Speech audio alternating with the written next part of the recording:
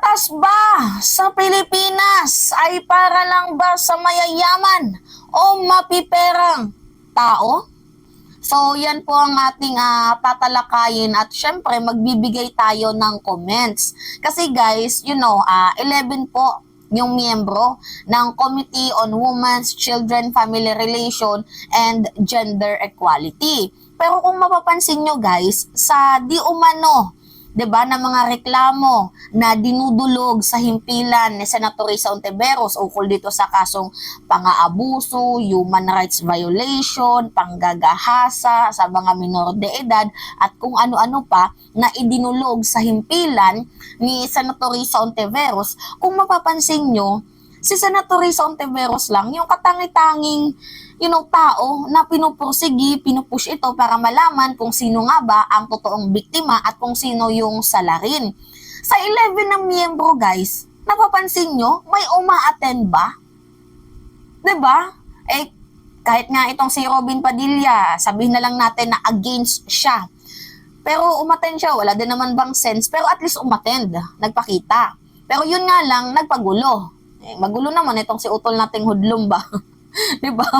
So anyway guys, may mga miyembro na babae sa committee hearing. Kabilang na nga dito guys si Nancy Binay, Pia Cayetano, Cynthia Villar, Grace po, Amy Marcos. So usually ilan sila? 1, 2, 3, 4, 5, 6, pang-anim si Risa Hontiveros, 6 sila.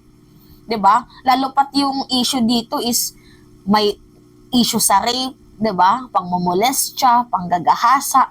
Pero never natin nakitaan, guys, na umattend or magpakita man lang ng kahit saglit na anino itong mga senador na to.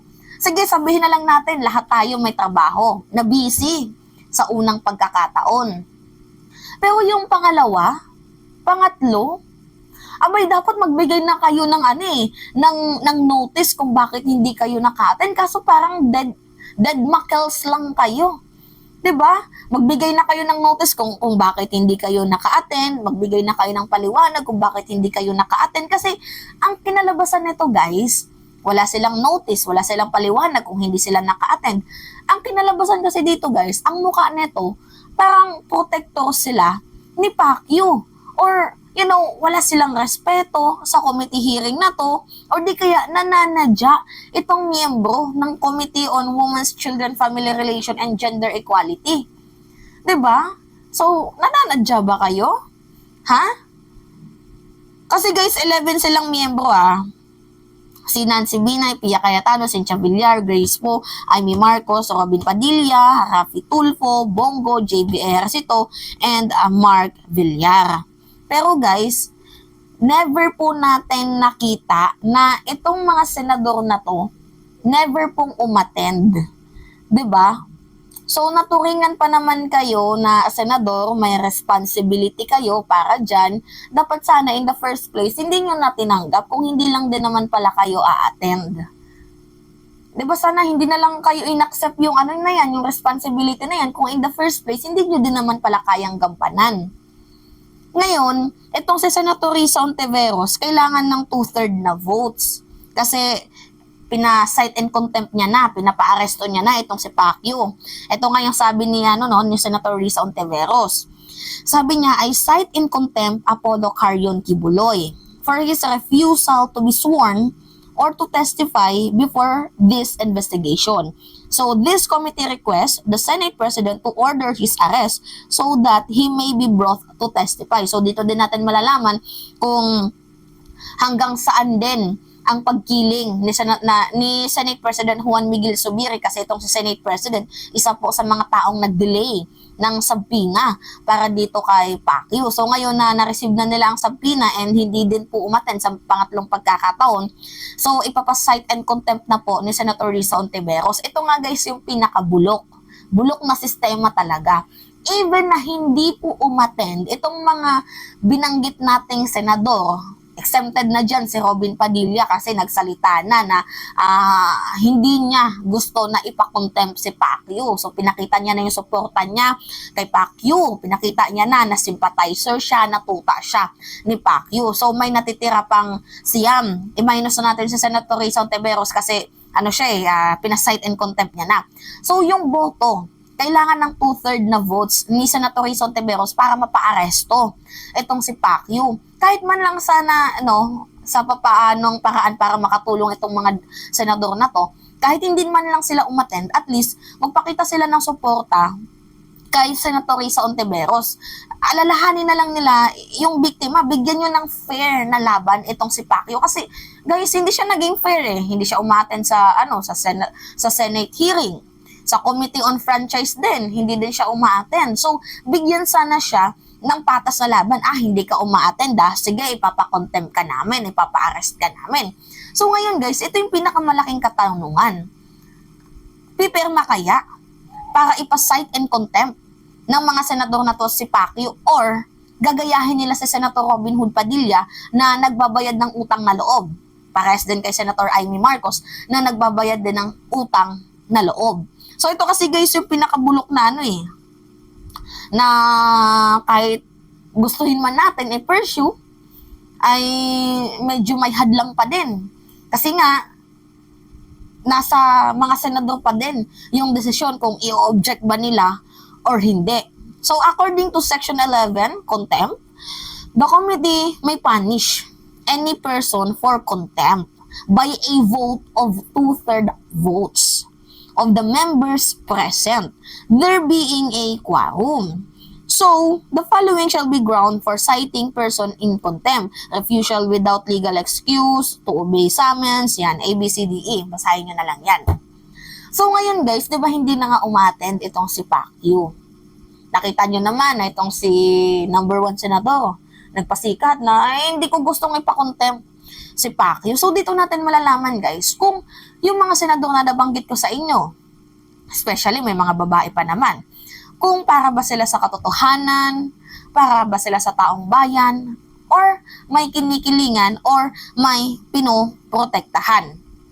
Kasi imagine guys trabaho yan Miyembro kayo, buti pa nga itong si Coco Pimentel kahit hindi miyembro umattend. So trabaho niyong suportahan ng bawat isa. Kaso ang nangyayari kasi guys, hindi na nga sila umaattend, hindi pa natin malaman, sa susunod na araw malalaman natin kung pipirma sila or hindi. Pero cross our fingers na sana itong mga senador na to ay pumabor na ipakontempt si Kibuloy. Hindi naman natin sa sinasabing kriminal si Pacquiao, pero ang ating tinutukoy lang dito na sana umattend siya para sagutin itong mga di umano'y akusasyon sa kanya. Kasi hanggat hindi siya umaattend, he is adding fuel to the fire. And it is admittance of guilt itong kanyang ginagawa. Pero sana, cross our fingers na itong mga senador na to, magdilang anghel tayo, na sana sila ay, pumirma dito. Kasi lalo pat yung mga nabanggit nating senador, si Pia Cayetano lang ata dyan ang hindi nagbabayad ng utang kay Kibuloy. Si JV Ejercito, although inendorso ni Pacquiao noon, pero sinabi niya din sa interview na dapat itong si Pacquiao umattend. So meron na tayong 2, plus kay Risa Ontiveros 3. So kamusta yung iba? 'Di ba? Ang nakaka-intense dito sa mag-ina kung saan ba yung kanilang simpatya. Although kay Raffy Tulfo din. Kasi 'di ba, mataas si Raffy Tulfo sa mga survey. So baka nagbabalak ata na maging presidente, we do not know. Pero ito na nga guys, ang pinaka-question natin dito. Saan yung simpatya ni Raffy Tulfo? Kasi pwede siyang mag-refusal abstain ba yun? If I'm not mistaken, pwede siyang mag-abstain para play safe siya. Pero tingnan natin kung hanggang saan, kung sino yung kikiling, kung sino yung para sa katotohanan dito. 'Di ba? So cross our fingers na lang guys na sana, 'di ba, itong mga senador na to, wala na nga silbi, di na nga nag-a-attend sa sa committee hearing. Sana kahit man lang dito sa pagpirma, magkaroon kayo ng sense.